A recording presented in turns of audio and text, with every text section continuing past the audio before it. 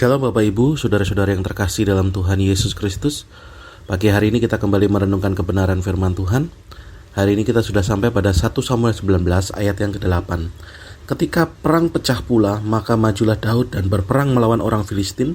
Ia menimbulkan kekalahan besar di antara mereka sehingga mereka melarikan diri dari depannya. Haleluya.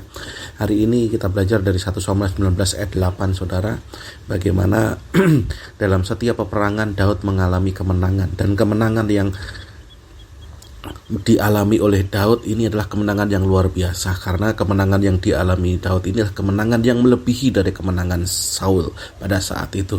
Ketika Daud melawan orang-orang Filistin, maka kekalahan yang ditimbulkan oleh orang Filistin itu begitu besar dan begitu banyak orang yang dikalahkan oleh Daud pada saat dia menjadi panglima perang saat itu.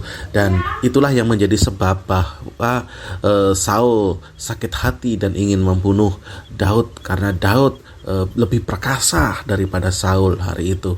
Dan kita melihat bagaimana setelah itu ketika roh Tuhan undur daripada Saul, maka Saul menjadi pribadi yang terus kerasukan dan bahkan dia berikhtiar untuk membunuh Daud.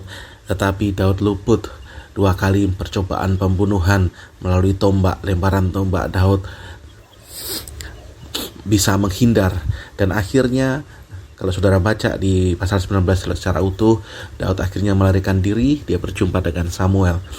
Hari ini kita belajar satu hal, saudara. Terkadang apa yang kita alami, kemenangan yang mungkin kita alami, mungkin itu menimbulkan sebal atau sakit hati dari orang lain, karena orang lain itu mungkin merasa kecil atau merasa tersaingi. Hari ini marilah kita belajar daripada kisah Daud dan Samuel ini. Kisah Daud dan Saul ini, saudara, bahwa setiap kita diberikan Tuhan kemenangan dengan porsi kita masing-masing. Artinya kalau kita dipilih Tuhan sebagai pahlawan Tuhan yang luar biasa, maka kita harus bisa menjaga hati kita. Kita tidak boleh melihat kalau orang lain sukses, kita sakit hati. Kalau orang lain lebih hebat dari kita merasa sakit hati. Kita gak boleh begitu, saudara.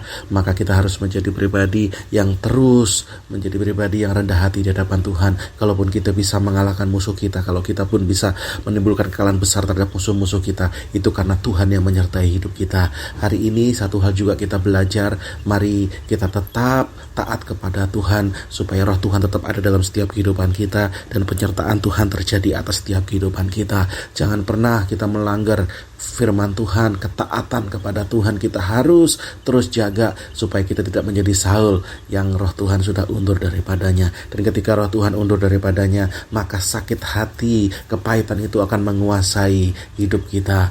Maka yang timbul dalam perbuatan kita adalah perbuatan jahat untuk membunuh setiap orang yang mungkin merasa lebih hebat daripada kita. Kita merasa orang yang jauh lebih hebat daripada kita menjadi musuh kita. Hari ini kita belajar satu hal, saudara, bagaimana hati kita harus kita jaga. Kita harus menjadi pribadi yang tidak mudah untuk tersakiti oleh hal apapun. Kiranya firman Tuhan hari ini menjadi berkat dan salam kemenangan di dalam Kristus. Tuhan Yesus memberkati.